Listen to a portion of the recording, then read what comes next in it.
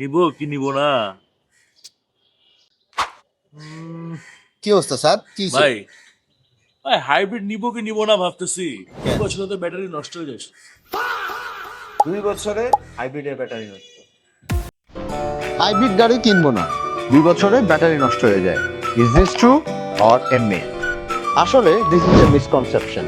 একটা হাইব্রিড গাড়ির life time বা ব্যাটারির লাইফ টাইম থাকে 8 বছর থেকে 10 বছর।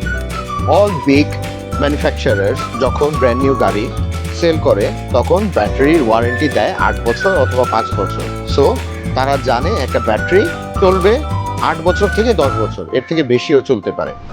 হাইব্রিড গাড়ির ব্যাটারির লাইফ টাইম অনেকটা নির্ভর করে আপনার চালানোর উপরে, মেনটেনেন্সের উপরে এবং আপনি কিভাবে গাড়িটা প্রিজার্ভ করতেছেন তার উপরে। হাইব্রিডের মেনটেনেন্সের ক্ষেত্রে ইটস ভেরি ইম্পর্টেন্ট। আপনারা গাড়ির ব্যাটারির কুলিং ফ্যান যেটা থাকে, বেসিক্যালি অনেক গাড়ির পিছনের সিটের মিডিল রো সিটের নিচে থাকে, ওটা সবসময় ক্লিন রাখবেন। বেসিক্যালি 3 months or 6 months পর পর ইটস ভেরি ইজি। ওপেন করে you can clean it with a blower or you can take to a designated workshop.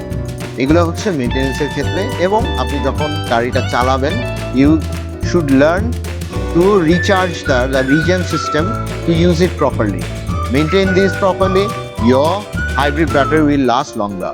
So, hybrid গাড়ির ব্যাটারি 2 বছরই টিকে। The myth is busted. Stay tuned for Mythbusters. Take care. Bye bye.